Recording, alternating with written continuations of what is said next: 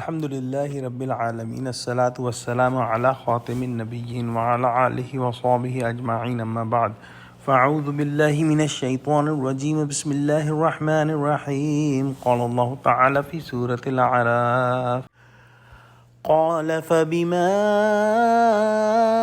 أغويتني لأقعدن لهم صراطك المستقيم۔ ترجمہ، پھر شیطان نے کہا مجھے تو تو نے ملعون کیا ہی ہے، میں بھی تیرے سیدھے رستے پر ان کو گمراہ کرنے کے لیے بیٹھوں گا۔ جیسا کہ ہم نے پچھلی آیتوں میں پڑھا کہ شیطان نے آدم علیہ السلام کو سجدہ کرنے سے اپنے کبر اور تکبر کی بنا پر انکار کر دیا۔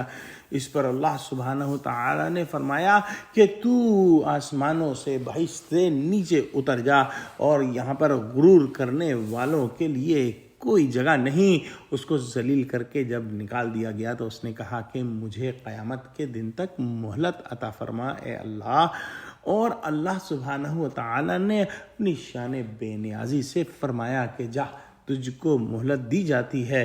پھر شیطان نے کہا کہ اے اللہ، تو نے مجھے تو ملعون کیا ہی ہے، میں بھی تیرے سیدھے رستے پر بیٹھ کر آدم علیہ السلام اور ان کی ذریت کو صراط مستقیم سے ہٹا دوں گا۔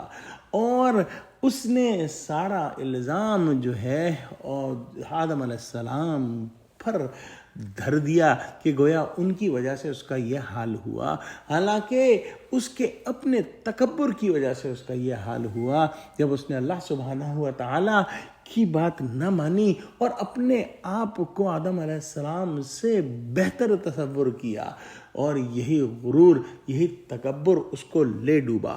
اور اس کہانی کے اندر ہمارے لیے بھی ایک بہت اہم نکتہ، ایک بہت اہم سبق ہے کہ اگر ہم سے کوئی غلطی ہو جائے تو فوراً اللہ سبحانہ وتعالی کی طرف رجوع کریں، فوراً توبہ کریں اور اللہ سبحانہ وتعالی سے استغفار کریں۔ اپنے گناہ پر، اپنے غلطی پر ڈٹ جانا اور آگے بڑھتے جانا شیطان کا کام ہے۔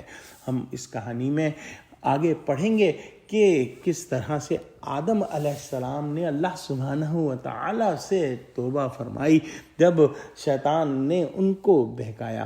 تو جو شیطان ہے وہ رہزنوں کی طرح جو ہے ایمان والوں کے رستے پر بیٹھتا ہے تاکہ ایمان والوں کے ایمان پر ڈاکہ ڈالے، اور جو ہے ایمان والوں کی یہ ذمہ داری ہے کہ اس بات کو اچھی طرح سمجھ لیں کہ شیطان ہمیں ورغلائے گا، ہمیں بہکائے گا اور صراط مستقیم سے دور ہٹانے کی بھرپور کوشش کرے گا، لیکن ہم کو اللہ سبحانہ وتعالی کا ذکر اپنے دلوں اور زبان پر برقرار رکھنا ہے تاکہ شیطان ان پر حملہ آور نہ ہو سکے۔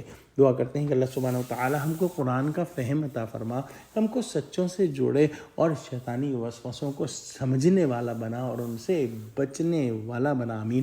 وآخر دعوانا الحمدللہ رب العالمین۔ السلام علیکم۔